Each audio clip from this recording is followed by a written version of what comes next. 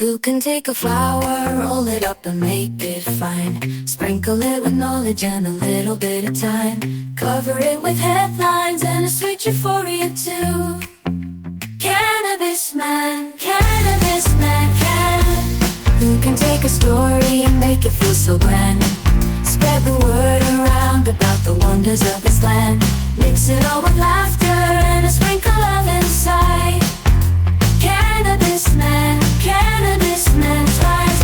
Ooh, Cannabis man, spreading news and joy across the land. Diving deep into the glowing green.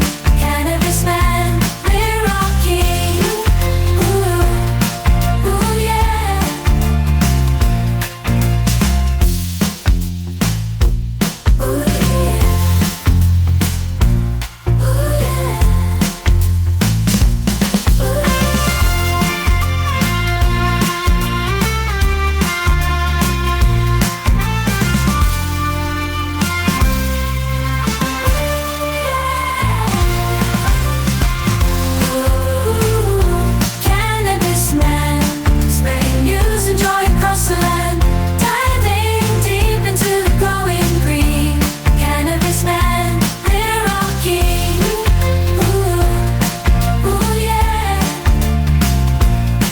Ooh, yeah. Ooh, yeah. Welcome into the Cannabis Man podcast. Thank you so much for clicking on the show. I am your host, Don Kleppen, and I really appreciate you checking this out. If it's your first time, welcome. This is a show where we're trying to take a journalistic look at all things legal cannabis as different laws are changing regarding cannabis around the states, in the U.S., and countries around the world. Very exciting time for us connoisseurs and anybody interested in exploring this plant maybe for the first time, because if it's just become legal in your state, I know that you and probably a lot of other people out there who never really wanted to give cannabis a shot because of its prohibited status. Once it becomes legal, maybe now you're more interested in it. And this show is meant to provide some information for you, perspective on some people in the space, products, some to-dos, some not to-dos, just some things, basically a place where you can come to figure out what's cool and what's not cool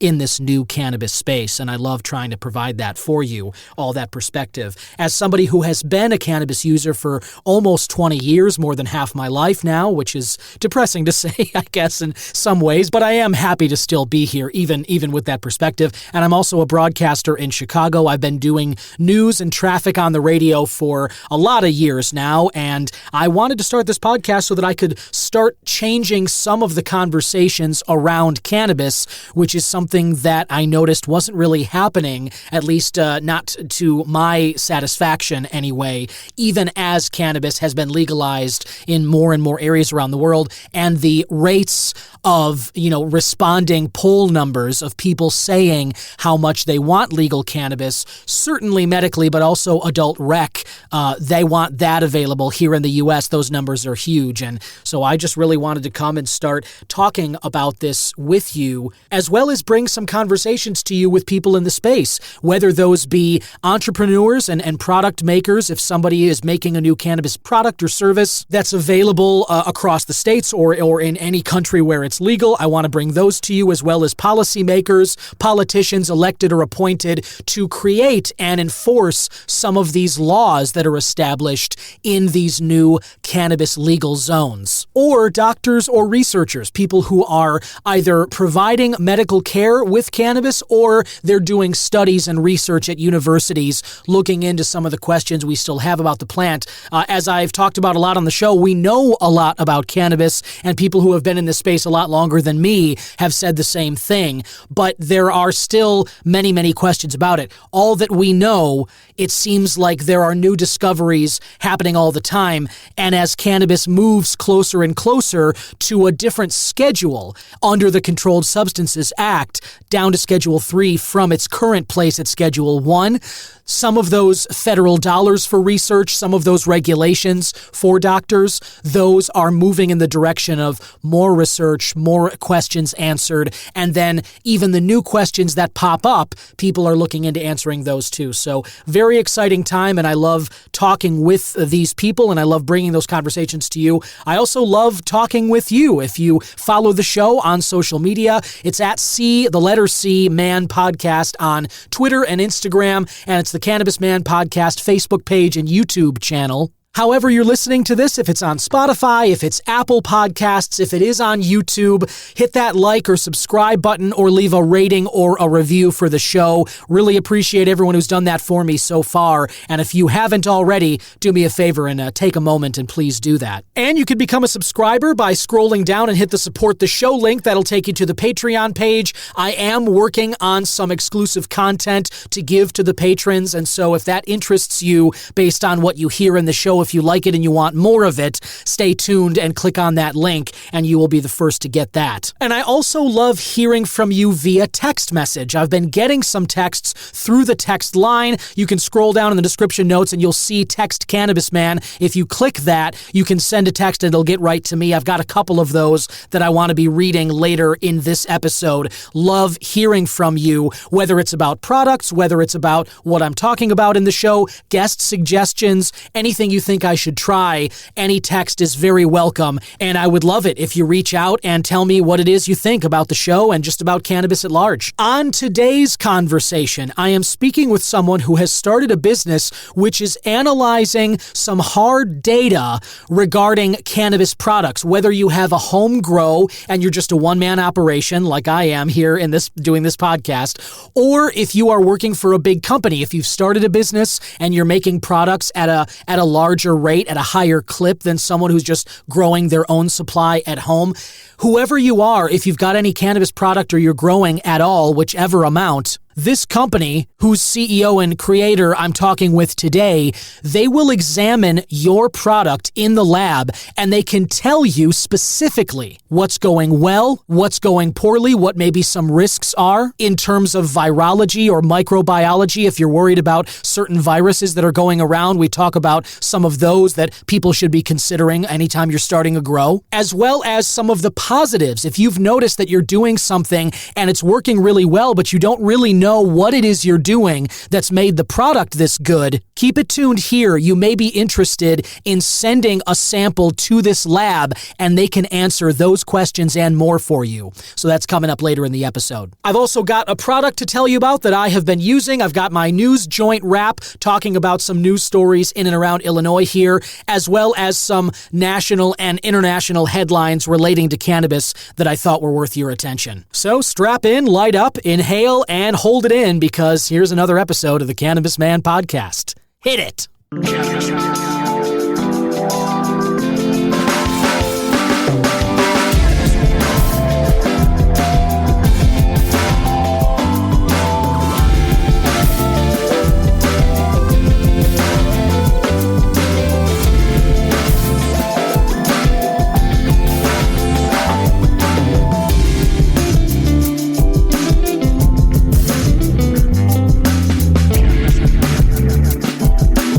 This is Tommy Chong, and you're listening to the Cannabis broadcast.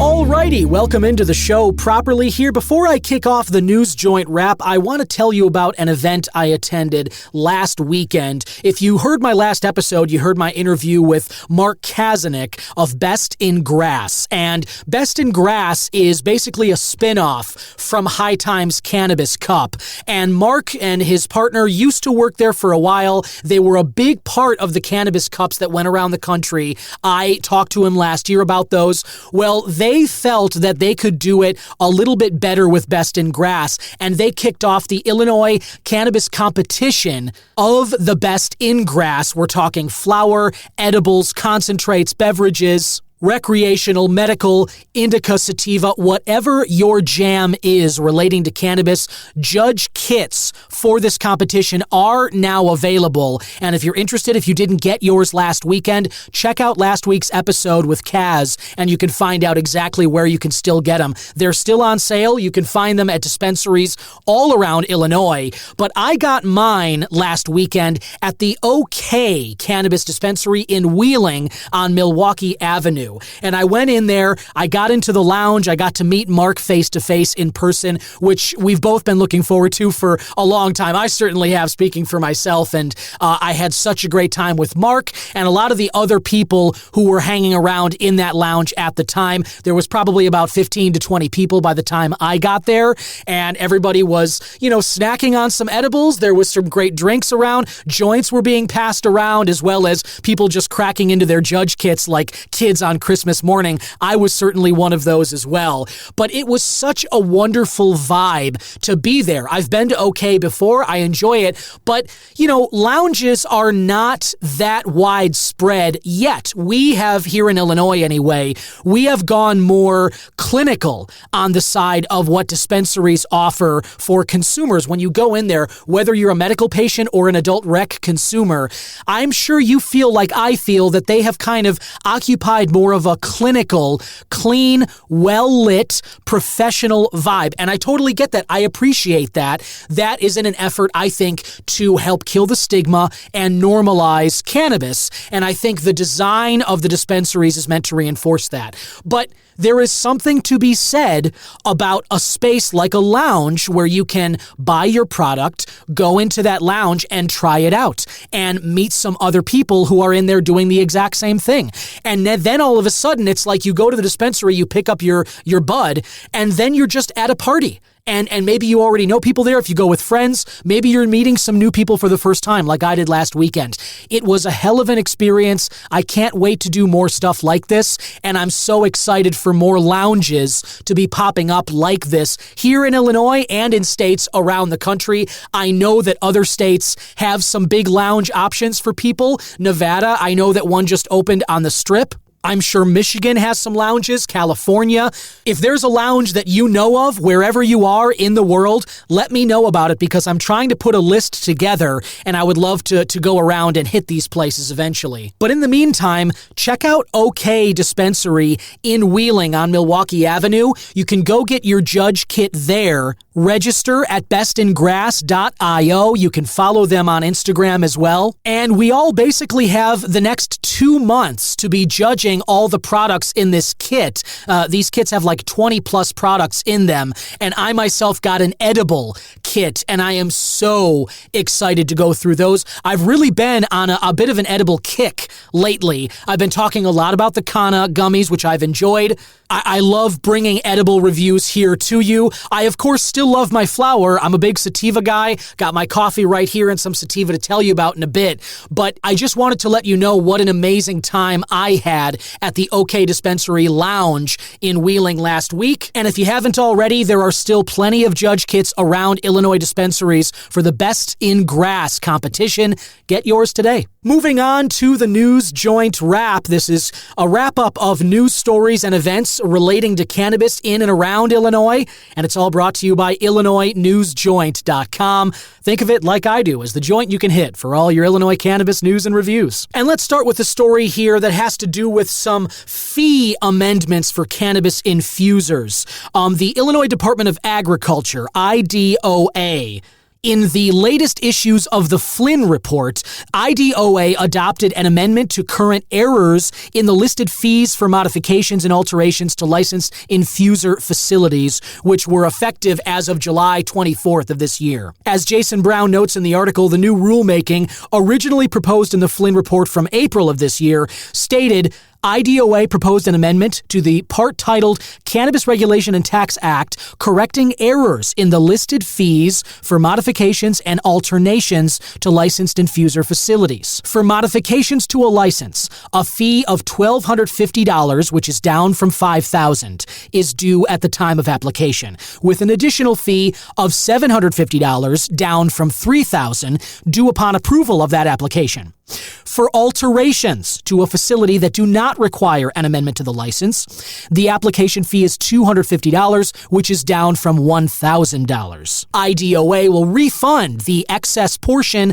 of any fee paid by an applicant prior to September 1st of 2024 that was higher than the amounts listed in this rulemaking. So, if you are an infuser and you have a license and you have a facility where you do this infusing, if you paid any of those prior amounts to IDOA, the Department of Agriculture, those amounts being $5,000 for the license fee, $3,000 for the additional fee, or $1,000 for the application fee, if you paid any of those, IDOA will refund the extra amount that you no longer owe based on these new figures, but you have to apply for that before September 1st. So by the time this comes out, you've got about 2, maybe 3 weeks left. But if you paid $5,000 and they're saying now the fee is $1,250, you're looking at a refund of $3,750. That's not nothing. And the additional fee, now $750 down from $3,000, that's $2,250. So you're talking about thousands of dollars that you could have in your pocket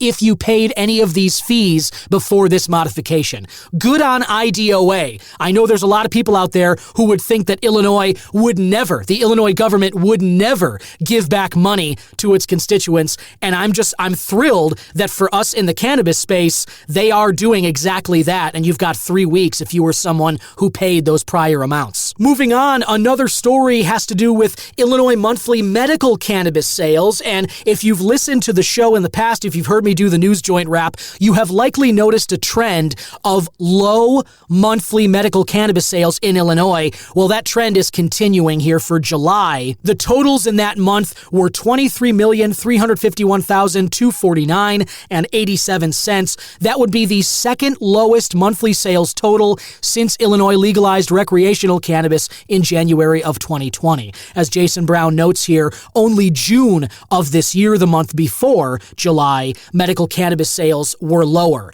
Otherwise, they have been higher since recreational legalization.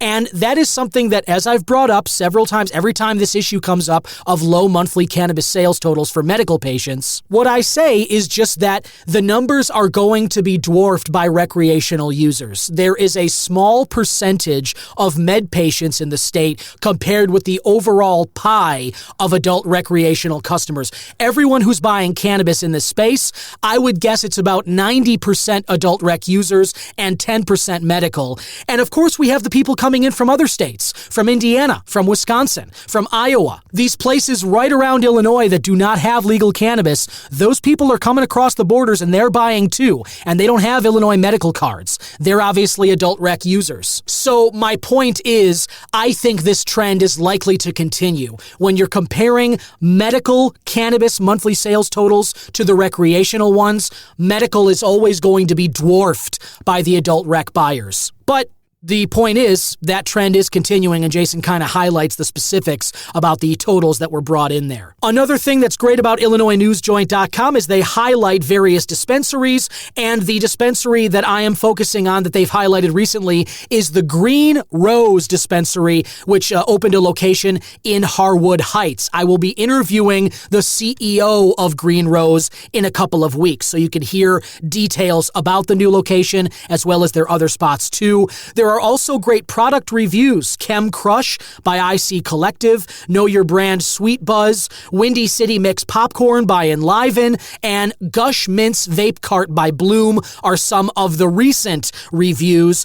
And you can find out more about all of these. You can try some of these for yourself, some of these cannabis products here at the Illinois Craft Showcase Consumption event, which is happening September 7th. This is the inaugural Illinois Craft Showcase. It is set to highlight nearly all Illinois craft licensees, including growers and infusers. Anyone attending will have the opportunity to meet the new brand's representatives, as well as sample some of the best products in Illinois. News Joint Events is hosting this showcase, and the open consumption event will run 12 to 7 p.m. September 7th, which is a Saturday, I believe, at Molly's Joint in Tilton. You can reserve free tickets as well as get more information at IllinoisNewsJoint.com. Now I'd like to get into my product of the week, tell you a little something about the cannabis product that I've been sampling, and kind of give you my review. Before I do, though, I want to get to a few text messages that came in through the text line, which you can hit anytime. Just scroll down to the description notes and hit the Text Cannabis Man link. That'll take you to another page. You can write your message, and I will get it. It'll go directly to me, which is really nice. Someone from Northbrook, Illinois, right here in the backyard of where I'm at, 2203, some of those, the last phone numbers. Really appreciate you reaching out. I love anybody using the text line. And what Northbrook says, first text came August 8th. Long-time listener, first-time texter, love it. They say they love the podcast and have been listening ever since the first episode. Really, really appreciate that. I can't thank you enough. That means a lot to me, and I hope you'll continue to. Then they go on to ask, am I paid by Canna? The vape review was a bit much. No offense, but I would appreciate some disclosure. Totally fair question, Northbrook. I appreciate you asking it. And no, I am not paid by Canna. I understand that you may feel that way, that maybe I went on a little much. I think that's just kind of my personality. I like to gush about things that I enjoy, but I promise you, I will always disclose if I am being paid by a sponsor. You may hear some ads, in fact, during these episodes. The new episodes you listen to, the old ones, any of the Cannabis Man podcast you listen to, you may hear some ads, but those are distinct and separate from the show. Those are paid ads. When I'm doing reviews, when I'm doing anything where I'm talking about a product, when I'm highlighting something, I will tell you disclosure whether or not that person paid me or if they sent the product for free or anything like that. You can rely on that from me. Disclosure is something I'm committed to. I know that not all podcast hosts do that. That is related to the integrity that I have formed as a broadcast journalist over the last 13, 14 years. I promise you I will always disclose any paid relationship. Northbrook went on to send another message, and they said second-time texter this time, which was funny. They say they'll forgive the Canna commercial for their overpriced distillate cart because they say I killed the rest of the podcast. Really appreciate that, and mentioning the journalism disputing the right-wing rhetoric over Kamala Harris's record as a prosecutor. If you're not sure of what I'm talking about, check out recent episodes. I did a deep dive into Kamala Harris's prosecutorial record when she was in California. Some people have really been throwing out that she put people in jail for cannabis, and I really dug into the weeds about the numbers about that, and you can hear about that. But anyway, Northbrook goes on, keep up the great work, and suggests, P.S. try live rosin carts, much better than distillate. The true Illinois pro hack is buying empty C-cell carts and filling them with Arise FSHO. It hits so much harder, and Arise grams of Fasho are around $40 if you shop around. That is a great tip, Northbrook, and I am definitely going to take your tip on that. I will be looking for those, and I will try some of these Arise live rosin carts, and I'll look into the difference between distillate and that, and kind of give a little bit of a review of that. But I really appreciate you texting in. Very kind of you to listen to the show and send a text, and I can't thank you enough that you've been here from the beginning and you're still sticking with it. I really feel like you should get some kind of a prize for that. So well done, and feel free to text anytime in the future as well. This week, Northbrook will be happy to know I am not talking about a Canna product. I'm talking about some flower. This is a sativa strain from High Supply. You may know them as the budget-friendly arm of Cresco Labs, the Sunnyside dispensaries here in Illinois. Cresco is a major multi-state operator. They have a lot of products under their brand. I've talked about some of them. Good News, High Supply,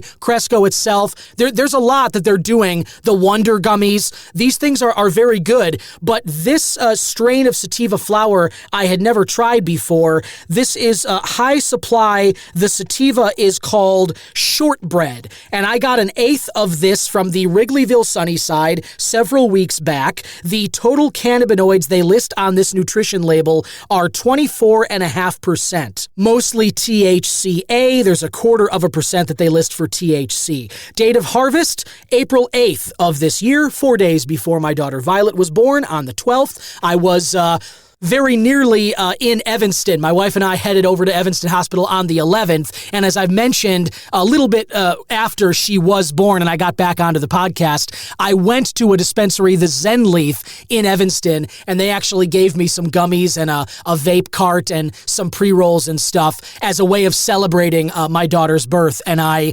love them for that. I'll always love them for that because that was just such a happy moment, and to be able, it was surreal for me to be able to walk from the hospital where my wife was pregnant with our daughter and was about to deliver her to the world. And I was, she was getting some sleep, so I decided to vacate the room so I wasn't putzing around and hopefully, not keeping her awake when she needed a rest. So I went out, I got some breakfast, and I went to this Zen Leaf in Evanston, and that'll always be a really fond memory for me because everybody was very celebratory, a lot of congratulations about the first child coming, and then they gave me some awesome products. But shortbread from High Supply was not one of those. That was one that I got myself recently, again, from the Wrigleyville Sunnyside. You know that is my preferred dispensary, very near to me, and I enjoy the Wrigleyville vibes as well. So that date of harvest in April of this year, that's still within the last 4 months from right now, so pretty good. My rule of thumb is you want your harvest date to be within the last 6 months. The fresher, the better, always. And maybe you have a different measurement or standard for yourself. Maybe you only prefer 3 months and newer. I think that's fine too. But I think for a lot of people, especially with this High Supply brand, they run sales a lot of the time on some of these more dated strains. And if you're willing to take on something that's 4, 5, 6 months old, I think that's the sweet spot of not too old and dried out and the terpenes are flatter or whatever. It's not like it's now faded into CBN and you're just going to get sleepy. It's not too old where it'll be unpleasant and sort of rub your throat raw on the inhale. But it is old enough where they are going to drop the price to try and move the product a little bit. So if you're like me and you're always looking for a good deal, a lot of these High Supply strains that are around 4, 5, 6 months old, that is kind of a sweet spot. That's my opinion anyway. And my opinion about the shortbread was I enjoyed it. I would get it again. It's not something, it's really not anything to write home about. It certainly wasn't sticky by the time I got into it. As I said, it wasn't dry, but it definitely wasn't the fresh aroma of cracking into a new batch, and then it just sort of makes the whole room around you smell like it. We'll be right back. Hey there, listener. How does this sound to you? An evening of laughs, meeting new people, wonderful cannabis, and delicious food, all enjoying some live performances on stage. How does that sound to you? Because if it sounds good like it does to me, you need to check out my friends at Comedy. This is a cannabis-infused dinner and comedy club which puts on performances across various Chicago venues and in the surrounding suburbs. Picture this. You head to a new venue, doors open, and food infused with lovely cannabis is served at 5:30. Music is playing, you mingle with new people, and you're just coasting until those delicious infusions hit your system. You are able to bring your own cannabis, and depending on the venue, you can smoke it, you can eat it, you can drink it, however you like consuming it, bring your own, and you can enjoy it there. 8 p.m., comedians hit the stage, and depending on how many there are, shows end between 9:30 and 10. Stoner Nat says she was inspired to create Comedy by the great comic Lenny Bruce, who was not afraid to veer into politics and serious topics, but knew just how to take the sting out of them with a laugh. Cannabis, food, music, and comedy, these are things which can bring people together and maybe share their stories, bringing joy, comfort, and the healing medicine of laughter to a world that can certainly use it. Find out more and get tickets to the next event at canocomedy.com/events.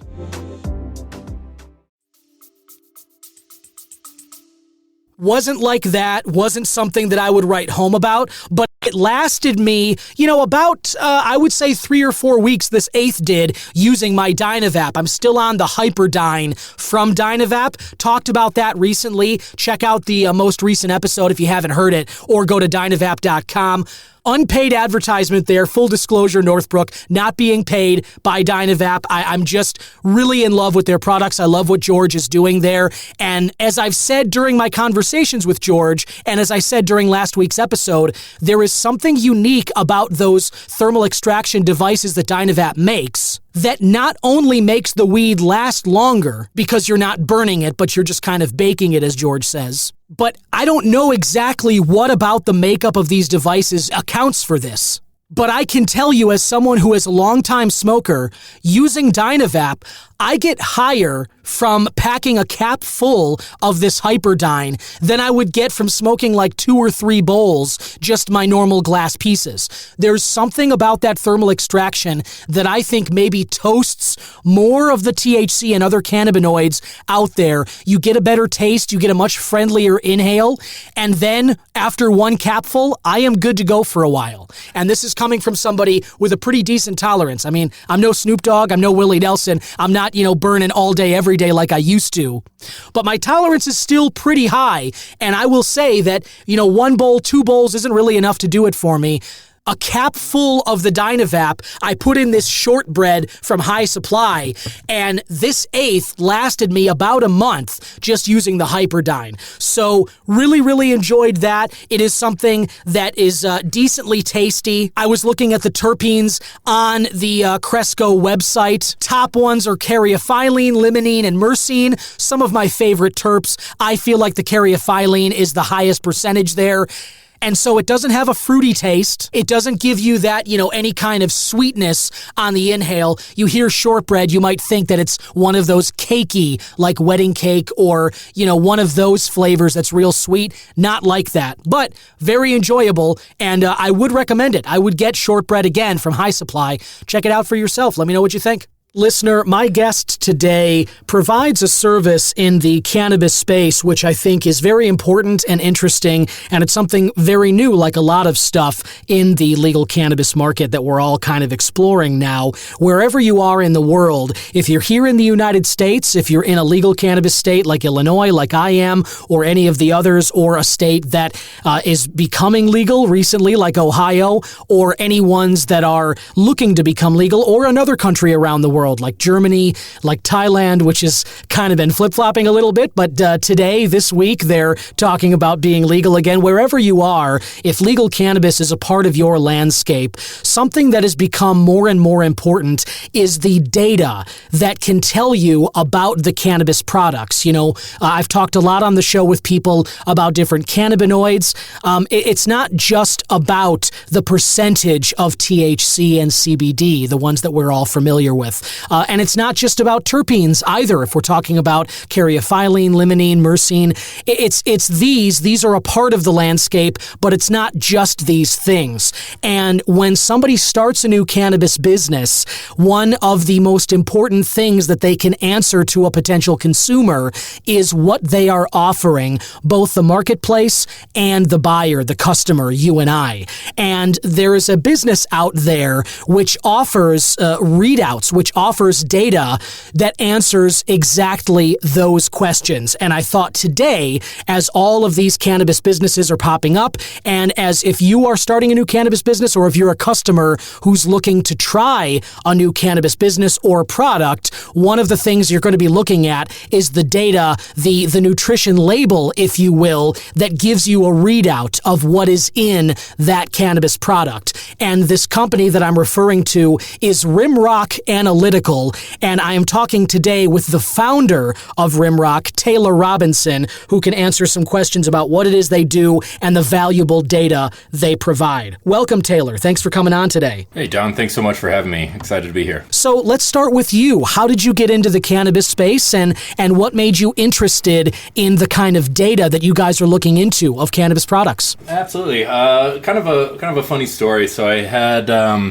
my background is in biology, molecular biology. So I did a lot of genetic testing, and that's really where kind of my background originated academically.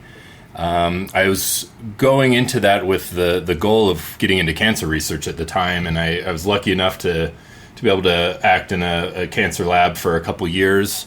And it was great, but it, just with grants and always kind of finding funding, it didn't work out long term for me. So kind of went on from there, still maintained kind of a laboratory technical role, but shifted into water treatment. And I did that for a number of years, kind of working as a R&D director and a lab manager in the water treatment space. But kind of concurrent to all of this, my family, I come from kind of an agricultural family. My uncles and grandparents had some orchards and different crops that they grew professionally, and my dad actually owned a greenhouse and nursery center. So I would spend my summers around plants, working at those various areas. So there's kind of a bridge there, and with the legalization of cannabis here in the Denver area, I was able to kind of marry the two really and kind of combine those two passions of the genetic science and the laboratory setting with kind of the agricultural space. And cannabis was just a fascinating, it's a fascinating species, it's a fascinating plant. And, through the years of kind of, dabbling with it recreationally, it ended up being a really nice marriage between kind of those two areas of interest of mine. Yeah, it sounds like it. And that's really cool that you growing up and being around plants, having family members with, as you said, a kind of, cultural, farm, if you will, a nursery center where they're growing plants.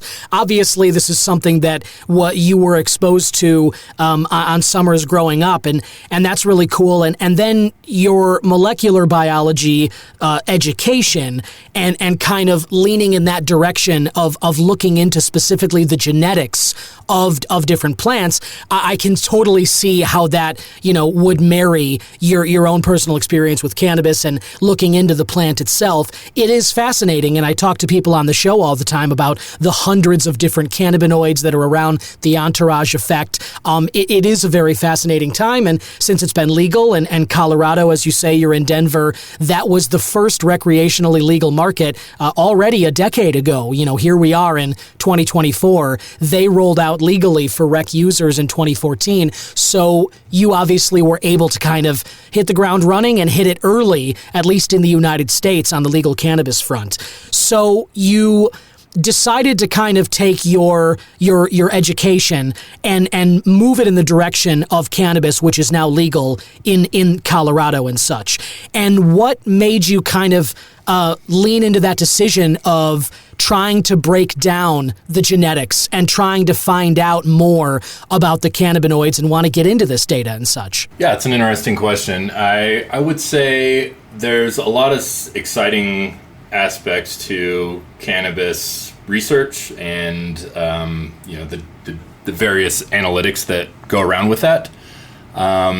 Because of its kind of unique stature is just emerging into the legal space, there's admittedly a gap in research and scientific evaluations that are yet to be done. They're currently underway in a lot of cases.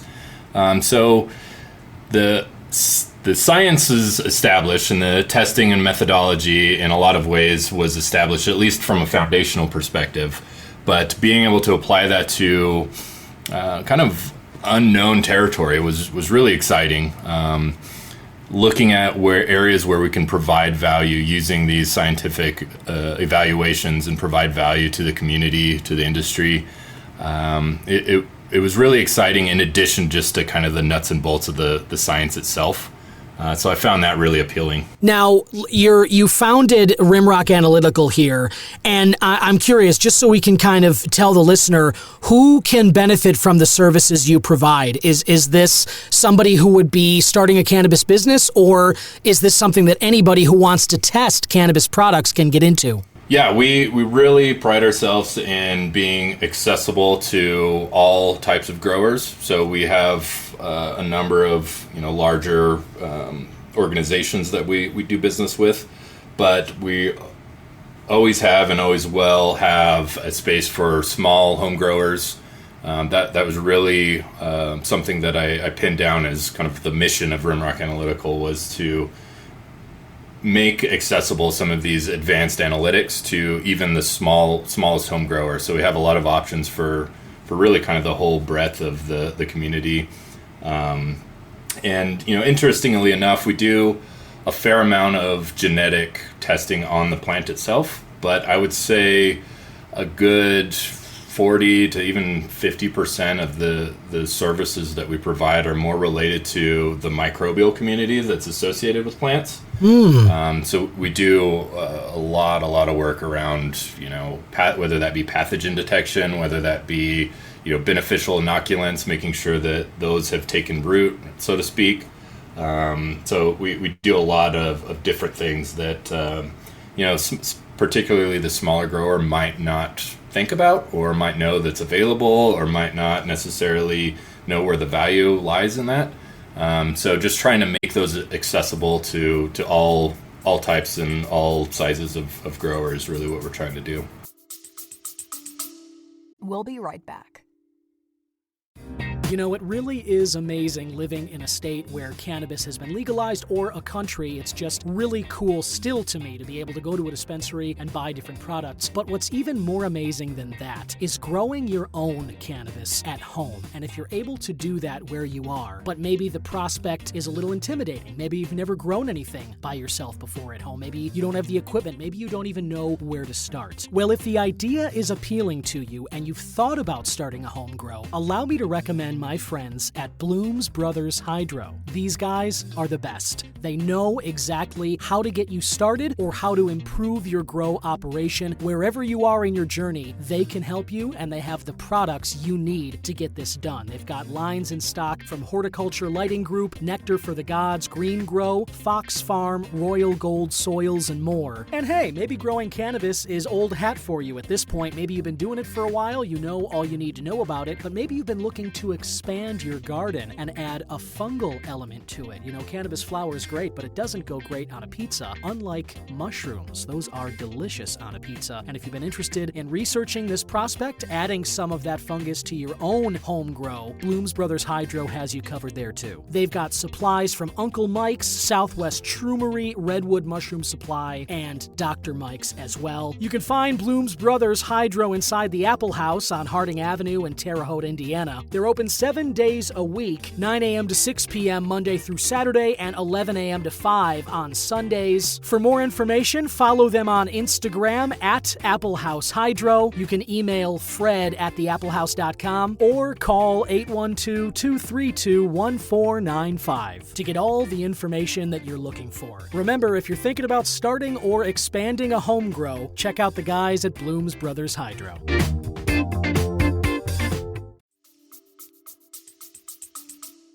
Yeah, I love that, man, and I think it's really cool because obviously as legal cannabis expands into different states and you have more people who either have been growing for a while and now can do it legally, or you've got the people who are just starting their home grow journeys because it's become legal in their state. Like here in Illinois with the med card, you can do it. Minnesota is a very recent addition to that. It's cool that these different sort of places are allowing for home grows. And I love that you guys are, as you said, you're there for the big businesses, the big MSOs, the multi-state operators who are creating cannabis products and who are selling in different states. They can benefit from Rimrock Analytical, but obviously, also you can provide these services to just the one-man operation, the home grower who is in whatever state. As I mentioned, Ohio is a new one. You've got Michigan, who's very popular, California, Colorado, where you are, all the states in the U.S. where you can grow legally. If you're interested in finding out specifically what it is that you've got in your plants at home, Rimrock Analytical will offer that testing service for you. And I'm looking at rimrockanalytical.com right now, and you can find out more about their service and contact them if you're interested in finding out more about the plants you're growing at home. Taylor, you've obviously been, have you been in Denver and is that Colorado marketplace? Have you been there for, you said you obviously were there as a user recreationally before you started this, but is that where you've grown up? Is that where you spent a majority of your life? Yep. Colorado native. Grew up in western Colorado in an area called Palisade. That's kind of the agricultural area that I had mentioned earlier. And I've been in the Denver area for going on 12 years now, I would say. Okay, so I'm curious. Now, I don't know, we haven't talked before, and I don't know if, that you have necessarily like a reading of the market at large there. You do an analytical side of testing products. You're not somebody that's selling cannabis on the market or any products like that. But, I've talked on the show for a while now about the different fates of different state marketplaces, how different states have approached this legal cannabis and how they're selling it and the different rules that have been made. And there's been a lot of news lately about the attitude or the mood in Colorado. And a lot of those stories kind of talk about how the boom that came in 2014 and 2015 when it was the first to open the door to recreational, buyers and whatnot. Here we are 10 years later, and it seems like there are a lot of businesses that got started that had to kind of close up shop and that were not able to keep things going.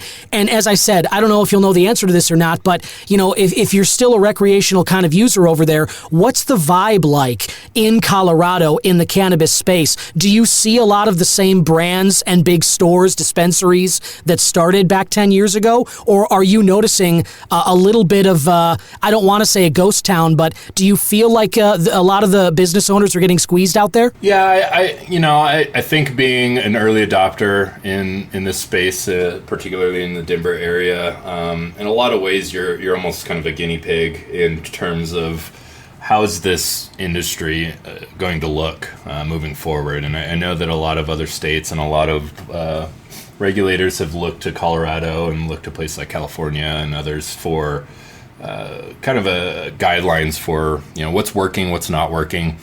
I think that there's certainly some lessons to be learned on the rollout in Colorado, but at the same time, particularly from, I would say, a consumer standpoint, the industry is still very vibrant in the Colorado area. It's still, we're seeing more options in terms of areas where you can consume. There's some lounges out now that are relatively new, at least to my knowledge. Nice. So they're still trying out some new things. And from the consumer's perspective, there's a lot of options out there, both commercially, but also, with more and more people becoming interested in growing their own, trying it out as kind of a hobbyist at home and putting up a couple plants. I think there's a lot more opportunity out there for that type of activity. You see businesses come and go. I think that's the nature of a kind of a emerging industry. And there's a lot of lessons to be learned for the business owner, I can imagine. I mean, we're going through that a little bit ourselves here, being a service adjacent company, adjacent to the cultivators themselves. But sure. I certainly wouldn't say that it's a ghost town. It's just it's evolving. It's changing. I think it will continue to change, and eventually we'll find some level of equilibrium, I would say. I think a lot of people are kind of waiting for a federal decision moving forward where more investment dollars can come in, and for better or for worse, that's going to change the landscape somewhat as well. Absolutely, yeah, great point, and you're totally right on that. The rescheduling that's underway right now, trying to everyone, I think, in the space as well as just consumers are waiting with bated breath on the announcement from the DEA to move cannabis down from Schedule 1 to Schedule 3. It is going to be very exciting. It is going to free up some investment dollars. And I think you brought up a great point about sort of a correction of the industry at large. I think any new space, especially one that was prohibited for so long like cannabis, that becomes legal, overnight, and then on January 1st of 2014, you can get let a bunch of people in the doors, and all of a sudden it's a party. By its very nature, that's going to let in people and kind of maybe inflate the party itself for a little bit, and then there's going to be a correction direction where the sort of central nerve system, the sort of spine of the market is still being sussed out. And I think that's true in Colorado, and I think it's true in all the legal states.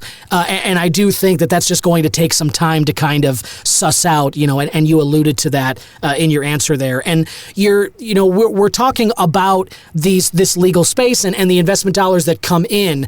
I'm curious, as you are analyzing the different cannabis products that come in, whether from large businesses, whether from the one-person operation home grow, if they send you some stuff, what are some of the favorites? What are some of the best things in your estimation that you have found as you're looking into the data and analyzing these plants? It doesn't have to be like, I'm not looking for like a new terpene or any kind of, percentages of THC and whatnot, but what gets you going in terms of when you're analyzing these plants, what is it that you enjoy finding, under the microscope, so to speak? Yeah, we do, for the smaller operation up into even kind of mid-sized commercial operations, we do a lot of genotyping to determine or identify male plants very early in their development. So we can do a genetic assay to identify whether a plant's male or female within the first week or two of its sprouting. So it saves a lot of time and resources for growers. They're able to isolate the males and cull those or move them away from the female plants to avoid pollination when they're not looking for that. That one's certainly by volume a very popular service that we provide. But I had mentioned the microbiological side as well. So we do a lot of pathogen screening, whether those be bacterial, fungal or fungal type microbes, or some of these viruses and viroids that have gained notoriety in recent years. We do a lot of that screening. And it's really set up to provide the best experience you can, provide the best outcome you can in terms of the core plant that you're working with, your core crop. There's nothing more frustrating than cultivating all these beautiful plants, and they get to mid-late veg, and all of a sudden they all start dropping dead, or they start stunting out, dudding, and you're kind of chasing your tail trying to figure out what's happening, why it's happening, where is it's coming from. So a lot of this data helps the cultivators or the growers be more proactive in that sense. We do work on analyzing nutrient formulations. So some growers like to kind of work on developing their own nutrient feed regimes, and so they're looking for validation on the different nutrient levels. We can do things like heavy metal analysis and substrates. So there's a ton of services that we provide. They're really all aimed at assisting growers to have the best outcome they can. A lot of work is done, a lot of energy is put into really trying to push these plants to reach their full potential. And the data and the analytics side is as we see in our view, a big part of that, in a big way where you can not only take a proactive stance, but you can also repeat successes that you've had by having this data.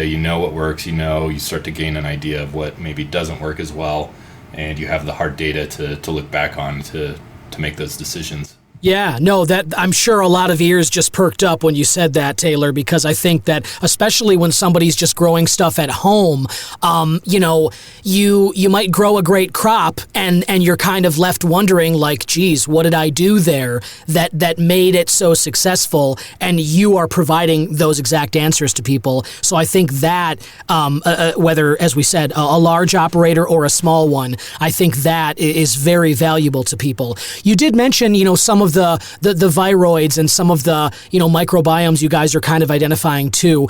What, if any, I'm not, maybe nothing is trending necessarily, but what are some of the most major viruses or some of the impediments to a successful grow that you see when you're analyzing these things? Yeah, I mean the 800-pound gorilla, I would say, is the Hopslatin viroid. That's mentioned a lot. It's kind of in the buzz vernacular right now. Sure. We do see that fairly commonly. It's something that had made a jump from hops plants, where they've kind of been dealing with that for decades now. and they started seeing it pop up in cannabis crops. And yeah, it's pretty it's a tricky little critter, so to speak, in that it really can persist in a genetic lineage for a period of time with really no symptoms, just kind of hides out. And then when you're not expecting it, it'll pop up, and you'll see all these, you'll see dudding, you can see great reductions in yield,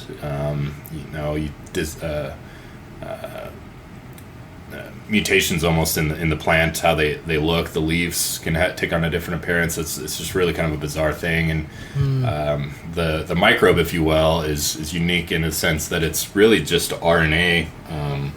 It's a genetic acid, or a nucleic acid RNA that has kind of gone rogue, so to speak. So it's different from a virus in that a virus has a protein coat. It's encapsulated and kind of takes on that form that we probably see in different types of viral particles, at least depictions of those. Whereas the viroid is really just this naked loop of RNA, which causes these deficits in plants. So that's a big one. We're testing that regularly. There's some others that are out and identified. There's cannabis cryptic virus that we see from time to time. They typically need a molecular diagnostic to confirm their presence, because they are primarily either DNA or RNA based, whereas a true microbe like a fungi, there's additional options you can take, whether that be selective culture media or a different genetic assay to identify those. So we see that. Dude, that's really fascinating, man. And I know there is. I've talked with on the show before with previous guests about the overlap between hops and cannabis, the similarities between those plants. And I think it's fascinating that you just kind of laid out that virus, which has plagued hops growers for a long time, is now being seen as one of the more popular, trouble, sort of elbows in the ribs of cannabis growers, and that is a bummer, but obviously something for people to look out for, and a reason why it would be worth their time and a little investment to sign up your services, because being able to analyze your own crop, to be able to see that before you've put a lot of time and energy into it, as opposed to that kind of leaping up and surprising you. I don't think that's something anybody wants, especially after you've put months of time and energy into a crop. So that says a lot to me about just right there an example of why it might be worth it for people to check you guys out at rimrockanalytical.com. Let me ask you this as well, and I don't know if you'll know this answer or not, but we're just talking about the sort of genealogy of these and what cannabis has maybe a positive or negative effect of. The data that you guys are collecting, obviously for many years there's been a lot of talk about the relationship or rather the effects of different cannabinoids on different cancers, various tumors, whatever those might be, different parts of the body, the brain, whatever. And I'm just curious, as I said, you may or not know the answer and we can cut this too, but I'm curious, have you found anything in your analyses about the effects of various cannabinoids on any cancers specifically, or is that something you'll be looking to do in the future? I would say that's outside the realm of what we typically are looking at in our data sets. I know that there's a lot of ongoing trials right now, maybe even all the way to clinical trial, where people are investigating this. I know a lot of the studies that I've seen have been more data mining type studies. Yeah. Again, because things are so new and things are moving pretty quickly. So, data mining, studies they have value to them, certainly. But, they do have some challenges as well with self-reported data. So I think we're right in the middle of learning about, this and other medical benefits and other health benefits. And, as I had mentioned earlier, I think that's a big part of the reason why this field is so exciting from a technical perspective, is there's just so many unknowns right now. Being able to put the data together, put the studies, and come up with some of these answers that people have long suspected, whether anecdotally or just from personal experience. It's definitely going to be exciting and interesting to see what's discovered here in the near future.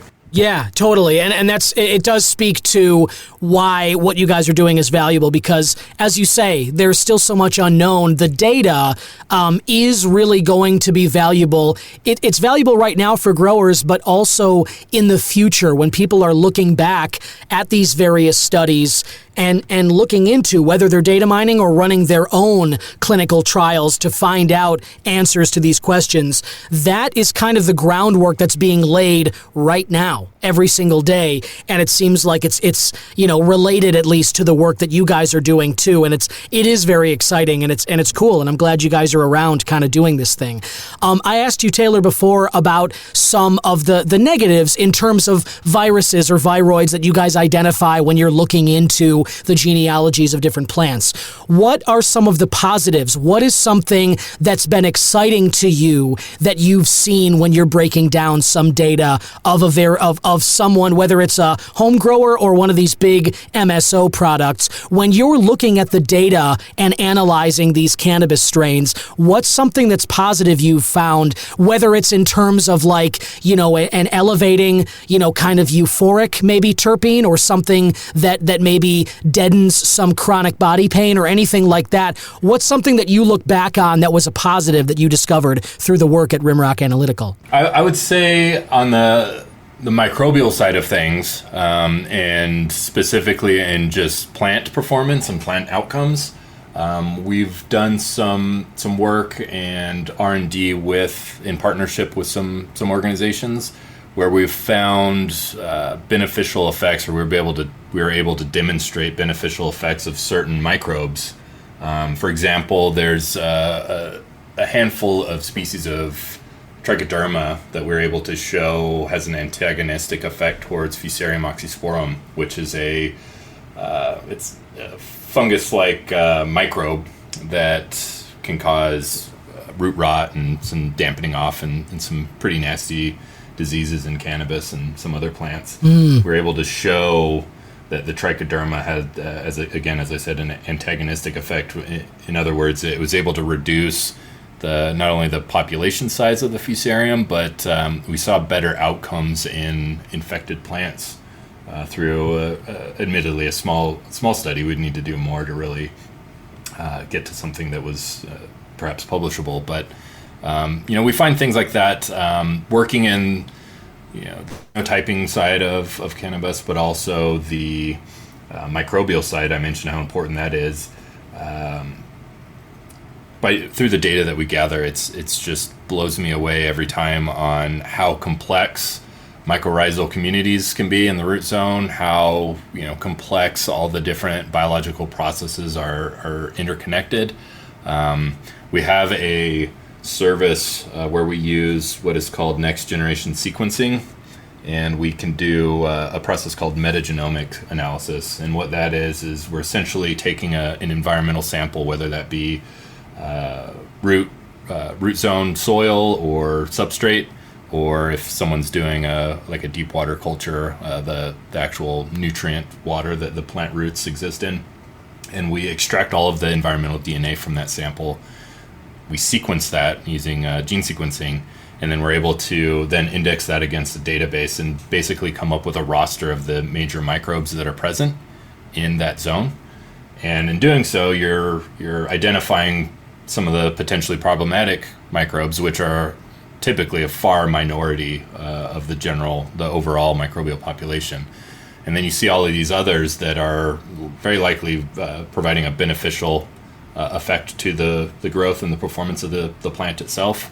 And then, of course, there's many that are probably just bystanders, kind of just living out their lives, neither for the benefit or detriment of the plant. But looking at those microbial rosters, if you will, has been very interesting, very enlightening in how complex those interactions are. I'd say that's some of the more interesting findings that we've had here. No, that's super cool, actually. I mean, I obviously, and I know, there's the terminology that you're using. Obviously, this is deep into the weeds, so to speak. But I'm fascinated by it, and it sounds to me like you're kind of saying that you guys are able to give the equivalent of like a report card to people's, the environments that they're growing in, as well as the various microbes that are present, whether they're beneficial, whether they're detrimental, or just neutral. Either way, I can totally see how that would be valuable, especially to just an independent home grower who, as we've talked about a few times in the conversation, doesn't really want to be wasting time and energy or resources going forward with a crop or with a grow setup that is sort of, I think, always going to leave them wanting more. If their home grow setup has a problem with it, or something that's beneficial, like it's going to spit out quality plants, both of those outcomes can be told by the Rimrock Analytical report card. That's kind of what it sounds like you guys are able to do. Is that fair? Yeah, I would say that's a fair summary. It helps the individuals, whether they're large growers or smaller growers, in terms of scope. It helps them when, for example, your plants are underperforming and you're really not sure why. You suspect that maybe there's a pathogen, but you don't know.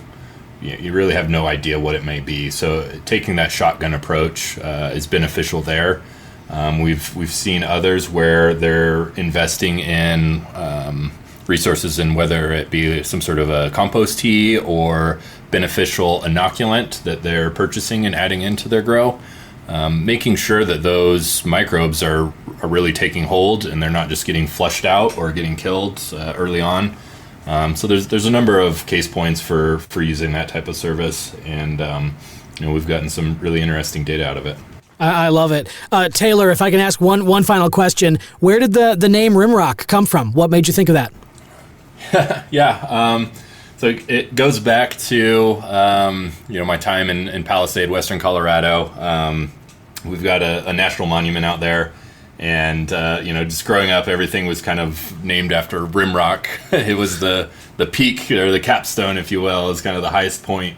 And so I thought it was a nice little nod back to my roots of growing up in Western Colorado, and at the same time kind of highlighting kind of a natural feel to it. So that's where we came up with that. I love it, and it does that. I think even someone like myself who's not familiar with that sort of the existence of that in Western Colorado, it still does have a natural feel. It does make you think of bedrock or foundational material in terms of building something up, and the work you guys are doing at Rimrock Analytical, looking into the soil, the microbes, the genealogies of these different cannabis plants, as well as the grow setups of large operators, of small independent ones.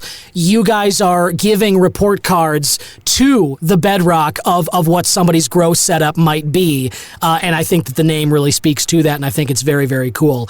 Taylor Robinson, founder of Rimrock Analytical, where can people go to get involved or to find out more about your services? How can they contact you? Certainly. RimrockAnalytical.com is our site. We've got a contact submission form there, so feel free to drop us a line. We're also somewhat active on Instagram. It's Rimrock_analytical, so you can find us there as well. Feel free to reach out anytime. Love to talk shop and help out where we can. Okay, so the Insta handle is Rimrock_analytical, and you can always check out Rimrock, RIMROCK analytical.com, and contact them there.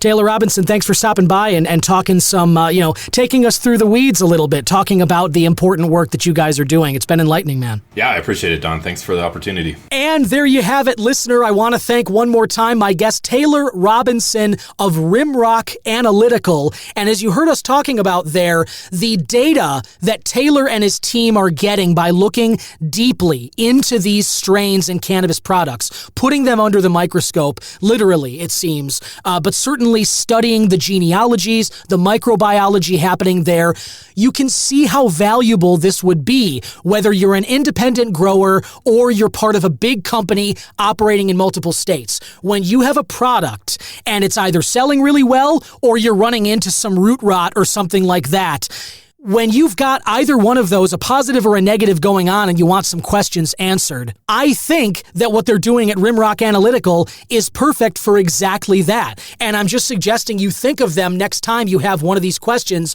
and you're wondering how you can answer it. Head to rimrockanalytical.com. Moving on, there are a few national news stories related to cannabis that I thought were worth bringing to your attention. One of them has to do with Nevada. The Supreme Court there in that state ruled that cannabis deserves the same classification as heroin, and there's an article with the headline reading, "Why Rescheduling is No Longer a Guarantee." This was posted by Joseph Billions this week, August 12th, Monday, to cannabis.net. You know I'm a fan of this publication. This blog has some pretty cool stories to it, and some great authors do deep dives into some issues relating to cannabis, so I go there from time to time to kind of keep an eye on what's happening around the country. And this article by Joseph Billions goes on, according to the report by the Las Vegas Review-Journal, this week the Nevada Supreme Court overturned a 2022 ruling that prohibited the Nevada Board of Pharmacy from classifying cannabis as a Schedule I controlled substance. In that year, District Judge Joe Hardy Jr. of Clark County ruled in favor of the American Civil Liberties Union, the ACLU of Nevada, after the latter's medical marijuana claims were deemed valid. The lawsuit, filed by Antoine Poole and the Cannabis Equity and Inclusion Community Organization, with representation from the ACLU, claimed that the Nevada State Board of Pharmacy failed to honor Nevada voters' will after the Nevada Medical Marijuana Act was passed in 2000 and the initiative to regulate and tax marijuana in 2016. The Board of Pharmacy, which operates within the executive branch and oversees pharmacies, entities that do not distribute cannabis, lacks the authority to grant licenses for cannabis sales or consumption, as noted by Benzinga's Rolando Garcia. Judge Hardy directed the Board of Pharmacy to take cannabis off the Schedule I list, although she did not specify when this would happen. Furthermore, made it clear that the ACLU's case did not address the question of reversing convictions for crimes involving cannabis, as reported at the time by the Las Vegas Review-Journal. Well, in November of 2022, the Board of Pharmacy announced its intention to appeal the ruling. During the spring session, Judge Chris Pickering highlighted the inconsistency between Nevada's legislative process in cannabis legalization and its continued classification as a substance with high abuse potential and no recognized medical benefits. Hey, kind of like we're doing in the country at large right now. The blog goes on, ACLU criticizes the court's decision, harshly condemning that decision to uphold the Board of Pharmacy's classification of cannabis as a Schedule I controlled substance. And the blog goes on with some more details and whatnot.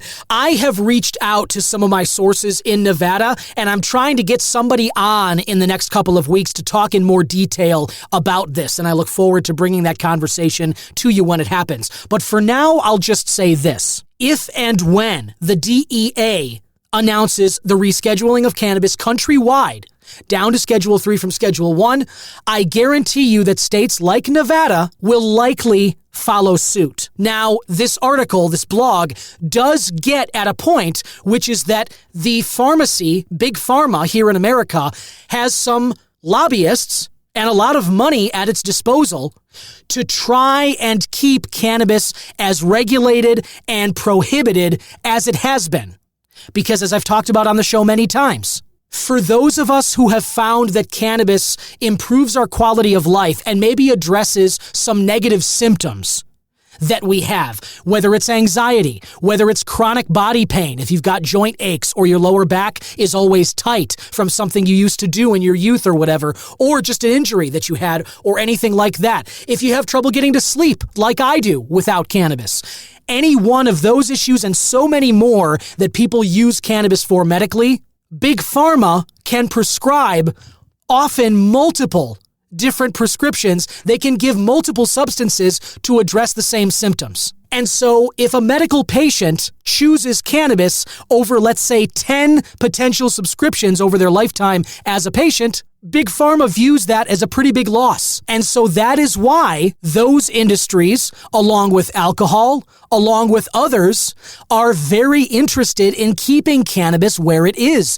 legally, currently. They want the prohibition to continue because it threatens their bottom line. It threatens their company profits. It threatens the industry profits. But as I argue, as somebody who is pro-cannabis legalization, I think that should be up to all of us to make that decision. We should not be just handed off from U.S. healthcare and that big industry over to the pharma industry in order to get prescriptions, and then pharma sends us back to healthcare to deal with the side effects of whatever they've just prescribed us, for which the U.S. healthcare sends us back to pharma and gets another prescription to deal with those side effects. I don't think any one of us is benefiting being in this rat race. I don't think it's good for us. I think we should be able to make that decision. Again, as I always say on this show, I'm not saying cannabis is right for everybody. I don't believe that. But if you're like me and you have found that it's right for you, why should you not be afforded the same freedoms to make it a part of your life, a normal part of your life, destigmatized, not prohibited, the same way that alcohol and these other pharmaceuticals are allowed for people who are prescribed it by their doctors? That's just where I fall on this. But I do believe that when the DEA does reschedule this, and hopefully it's going to happen at some time soon, you may remember that my bet with David Culver of the USCC, he chose the over-under right at October 1st. That's where he put the line. Both of us took the over, but we do believe that it's likely to be rescheduled sometime in October. So very exciting stuff down the line. And even though this is a pretty negative development from Nevada Supreme Court, I will say I think it's just typical litigation and stuff, filing an appeal and all of this. This is not the end of this story in Nevada or in the country at large. Rescheduling is happening, and I do believe the federal government will eventually get out of the way and let states decide whether they want it as Schedule 1 or Schedule 3 for themselves. And one other topic, not really a news story, but a topic that I thought would be fun to bring up here because I'm curious as to your answer to this question. I am somebody that uses Reddit a lot. I don't know what your preferred social media platform is. I've never really been that much into Twitter, Instagram, Facebook. Those don't really grab me. My sisters, my brother, my siblings use Snapchat to send a lot of messages. My friends do too, but I'm never on Snapchat aside from responding to those messages. Reddit is something that I find myself scrolling an amount that makes me uncomfortable, honestly. I am trying to kind of wean myself off of it. But there is a subreddit on this site called R-Trees. And Trees is listed as the go-to subreddit for anything and everything cannabis, from MMJ to Munchies, from Nugs to News, and all the more. And so sometimes I see posts in the Trees subreddit here. And there was a post that came up earlier this week, and the question got me thinking, and I wanted to bring this question to you, and I wanted to see what your answer is. The question is, what is the hardest country in the world to find weed? I guess I would modify it to ask, where is the hardest country in the world to find weed? But that's really the question I'm asking you. Wherever you've traveled, and maybe you haven't traveled much, I certainly haven't, not in the grand scheme of things. I want to get out more, especially outside the continental U.S., but I've heard a lot of different, suppositions regarding the answer to this question. The top comment, for instance, is Singapore. Someone says they arrest you for having a tiny little bit on your shoe. I've talked about Thailand. They at one point had fully legalized and normalized cannabis, then they flip-flopped, and now they're criminalizing it again. But the word is they're looking to flip-flop back and normalize it and legalize it again there. So Thailand is another one that seems a little bit rough. Cuba is another suggestion here. Saudi Arabia is suggested. Middle East, I'm sure, is pretty brutal. I'm sure there are African and South American countries as well where they're not friendly to drugs. That's my question to you. Where, in your experience, is the hardest country or even state in the U.S., where do you think it's the hardest to find cannabis or to get some for yourself?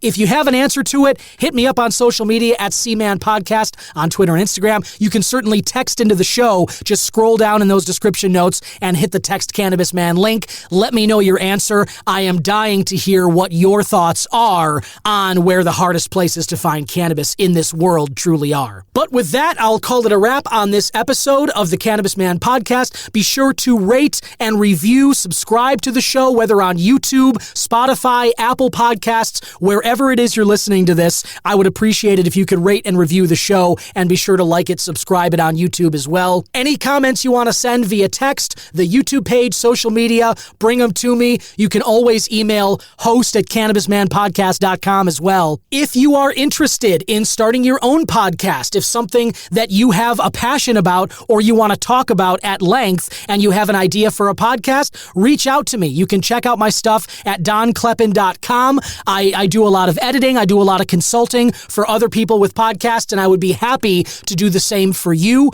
I also do voiceover as well. I offer my services for advertising, commercials, video games, narration, anything like that. If you have a YouTube channel and you're looking to explain some stuff to people, reach out to me at donkleppen.com and let's talk. Hope you liked this episode, and thank you for listening. I will be back again next week with another interview, more news stories to tell you about, events relating to cannabis, all checking out this constantly evolving landscape related to legal cannabis in the U.S. and around the world. I'll be back again on the Cannabis Man Podcast. Have a great weekend. Bye-bye.